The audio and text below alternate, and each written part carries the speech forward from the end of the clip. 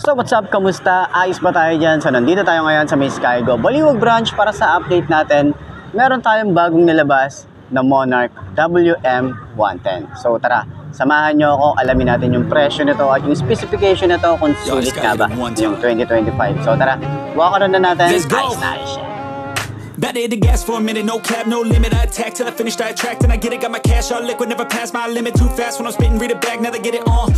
Flipping that switch as I'm hitting these bars like a gift. I spit like I'm some big old bars to these kids, no kidding. I've been winning this and getting my best life dinner while I'm hitting on a mission. Ooh, spicy, I know they like me, but I got a wifey. She be real nice to me, no one works like me. Got a different mindset, my rate is pricey. Got a different psyche, ooh, lyrics are icy. Living life nicely, very precisely. Living divinely, manifest wisely. All I know is that I've been living for the sightseeing.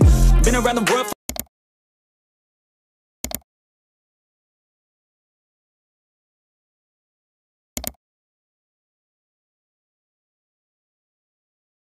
So yun ang mga best no, sa lahat ng mga nagtatanong magkano nga ba ang ganitong motorcycle. Ito ay nagkakahalaga pag kinuha nyo ng cash ng 55,000. At syempre available din po yan sa installment. Lalagay ko dyan sa screen nyo kung magkano nga ba kanilang down payment and yung installment nila, and then kung may rebate sila. So sa tingin nyo, sulit nga ba ang presyo niya ngayong 2025? Comment nyo naman yan. At para dun sa lahat ng mga gustong bumili ng ganitong motorcycle, pwede nyo akong PM sa aking Facebook page na iMarkMoto 2.0. So ano pa hinihintay nyo? At para naman dun sa mga nakagamit na or nakabili na ng ganitong motorcycle, baka pwede nyo i-share dyan sa comment section. Ano nga ba yung mga naging experience nyo sa motorcycle na to? Ayos na ayos yan, di ba?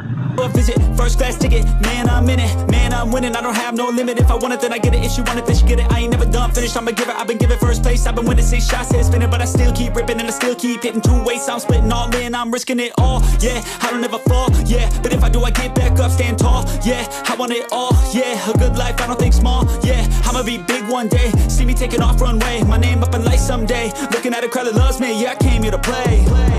I'm lucid. I'm not losing. This life is one I'm choosing. I don't stop, I keep moving. Just watch me as I prove it. Oh, I'm telling you I never.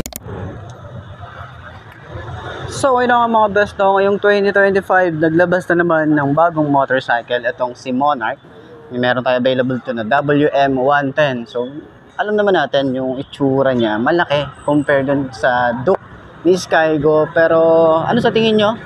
Masulit nga ba to? Pero sa tingin ko, mas kamukha niya yung Sniper 135 ng Yamaha. So kung hindi ako nagkakamali. Pero yun na nga, tingnan nyo naman, napakaganda ng itsura. Oh. Ang aggressive ng style, tapos bago na naman sa paningin ng mga tao. So kung gusto nyo bumili ng ganito, PM nyo lang ako sa aking Facebook page na iMarkMoto 2.0. Okay? So yun na nga, side stand muna natin. Yun no. Abot ba ng 5'2" na kagaya ko ang ganitong motorcycle? Napansin natin dito, sobrang lambot ng upuan. Tapos ang aggressive ng style dito, may mga sharp design din tayo dyan. And then ito ay semi-automatic, may dual head shifter tayo rito. Ayan, no, upuan na natin. Para sa 5'2" na kagaya ko, ano ba ang itsura natin dito? Wow, ang lambot ng upuan. Sarap agad. Sarap niyang upuan. So itayo natin. Magaan din yung motor. Kahit sabihin natin na tingkayad tayo para sa 5'2", manageable naman siya. Kaya natin tong isingit-singit, no? Hindi siya yung ganong kalapad. Okay, saktuhan lang siya. Ayan. So sa shock niya, maganda din. Shock sa likod, yun natin. Uy, medyo matigas. Okay, ayan, kayo na humusga. Oh. Okay, tas turning radius niya malawak din. Sobrang lawak din yan. Yun oh. Ganda, maganda din. Tapos meron din tayo ditong bolts kung gusto natin maglagay ng bracket dito para dun sa mga gamit natin. Kasi iba talaga nagsusok-sok ng gamit dito. And then sa long ride, pwede, no? Kahit pinamili natin, pwede yan. And then, pwede rin tayo maglagay ng top box kung meron ng available na top box. Pasukat nyo na lang, okay? Alam naman natin yung meron naman nagka-custom yan. So, ayan, ganito yung tsura natin. Naka-upright position, ang ganda nung POV natin dito o yung cockpit niya rito, ang ganda ng itsura. So panibago na namang motorcycle ni Monarch na pwede nyo pagpilian sa murang halaga na 55,000 lang, di ba? So ayan, sa tingin nyo, sulit ba ang kanyang looks ngayong 2025? Yung specs niya, sulit nga ba? Kung meron man tayo available na specs dyan, kasi medyo bago to. Wala pa masyado yata sa kanilang website, pero titingnan natin kung ano yung magagawa natin, makita natin yung specification na ito. So ayan, okay, so center stand natin, kung magaan din ba siya yung center stand. Ang gaan ng motor eh. Ayan, okay din siya yung center stand, ayos.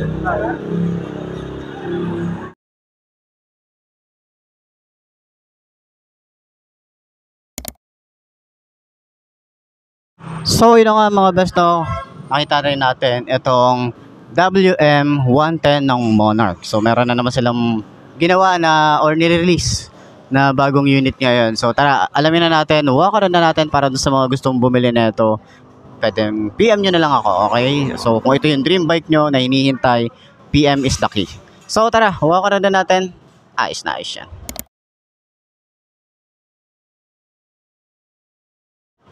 So yun na nga, okay? So medyo maraming ginagawa dito sa Skygo, Baliwag yan. Nagpipintura sila, bagong logo ng Skygo, yan.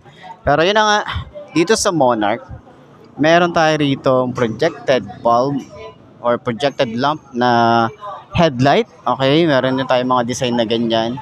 So yung itsura dito, para siyang wave type, kung yung datingan niya.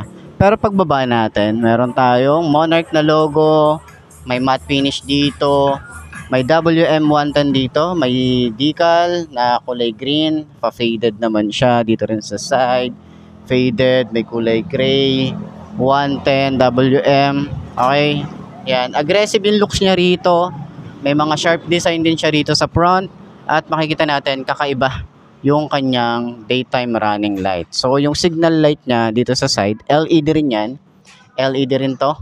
Itong park light niya or daytime running light niya, meron tayong parang carbon fiber finish dito sa side, may mga patulis na design, parang pwede nyo pang lagyan ng winglet kung pwede pang may masusuksukan dito. Ayan, so naka-telescopic fork, yung kanyang fender maganda rin, kulay green, combination ng green and black. Ayan, yun yung itsura nung or yung colorway niya.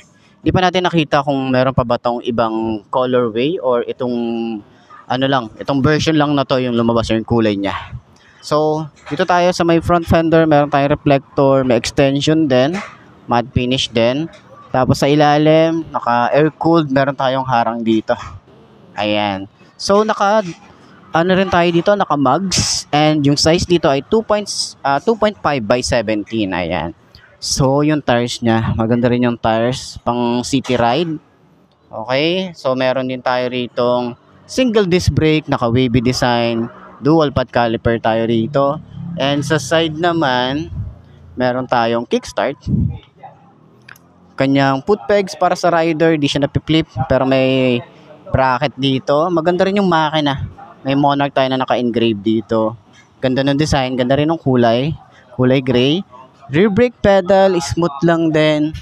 And yung ating foot pegs para dito. Ito malapad. Ganda din, oh.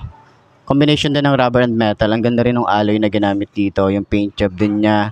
Tapos yung kanyang tambucho, safe naman. And dahil meron siyang cover na stylish din yung datingan niya rito. Ito naman yung itsura niya. Single exit lang tayo rito. Meron tayong dual shock. Hindi rin siya adjustable. Meron tayong swing arm. Ayan, medyo maliit lang yung swing arm niya. Naka-drum brake sa likod. Pero maganda siguro dapat dito naka-disc brake siya. Mas maangas siyang tingnan. And sa likod, ang size dito ay 2.75 by 17. Ayan, naka-mugs din tayo rito. Pero pwede nyo ipa-tubeless to kasi nga naka-mugs naman tayo. So, dito naman sa ating upuan, kita nyo naman to. Sobrang lambot din nito. Ganda rin ng leather na ginamit. Meron din tayong stitches dito. Sa ilalim, meron tayong helmet hook and yung ating lagay ng battery. Yan. May USB charging port pala tayo rito, oh. Ito, nasa loob. At least safe tayo na kapag nag-charge tayo, nandito sa loob, hindi siya mababasa, diba? Tsaka spacious din, oh, yung kanyang compartment. Yung battery niya maliit lang, eh. So, nakaganyan yan. Okay, huwag na natin alisin. So, ganyan itsura niyan. And then, yung gas tank, hindi siya masyadong malaki. Parang mga nasa 4 liters lang din naman to. Pero, ang suggestion ko dito, maglagay sila ng rubber or plastic dito para hindi nagagasgas yung ating paint job dito. Yun lang naman yung ating suggestion. Okay? So dito sa side, yung decals niya, yan ang itsura. Meron tayong WM110 dito. Grab bar niya, yung bracket niya rito, parang pa Batman style. Yan, matte finish din tayo rito. And yung ating taillight, ito bulb type. So sana dito ginawa na lang din nila na LED. Ayan. So yung kanya signal light, LED, flexible, may plate light din tayo rito. Lagayan ng plate, yung ating reflector. Maganda rin yung fender, malapat din. So sa side, meron din tayo ritong kanyang chain cover. Ayan. And then yung sprocket size nga pala nito ay, asan yung sprocket size? 37T. Ayan. So ito ay 4-speed, naka dual head shifter, kanyang side stand, center stand, maganda rin yung metal na ginamit dito, makapal din, hindi siya mukhang tinipid. Yan, dito naman sa ating side, ito medyo magaspang yung design dito. Tapos may design siya rito na mga palubog, oh. Ayan, oh, may mga lining din siya rito. And sa ating panel gauge is naka analog type tayo rito, pero sporty looking siya. Tsaka ang lalaki ng mga number and letter dito. Ayan, kita nyo ba? Meron tayong neutral, 1 to 4, signal light, speedometer, odometer, fuel gauge na dito sa side, Monarch, and then pag naka-high beam. Sa switches niya, ordinary plastic na ginagamit ni Monarch, no? Same na yung Skygo. Meron tayong park light, headlight, off, electric starter. Sa side naman, high and low, wala siyang flasher, wala rin siyang hazard switch. Yan, signal light, busina, and then choke. Ayan. So, yung kanyang lever, makapal yung lever dito. Smooth naman. Yung grip niya makapit din. Medyo mataba. Tapos yung ating bar end dito is metal naman. So, sa throttle, yan, mababaw lang din naman. So, yan. Yan yung kabuuan ng ating Monarch WM100. So, sa tingin nyo, sulit nga ba ngayon 2025? Comment nyo naman yan. Ayos na ayos yan. So yun na mga best, no, ito na ba ang motor na babagi sa'yo? Kung ito na nga ay markahan mo na at mag-subscribe ka na sa aking YouTube channel. I-click mo na rin yung notification bell para updated ka sa lahat ng videos na upload natin dito araw-araw. So lagi tatandaan, wala sa brand ng motor ang itatagal yan. Kundi na sa pag-aalaga mo yan, tatagal yan, ayos na ayos yan. So kita ka na lang ulit tayo bukas. I'm Mark Lee. Ciao. Maraming salamat sa inyo. Babush. Haha.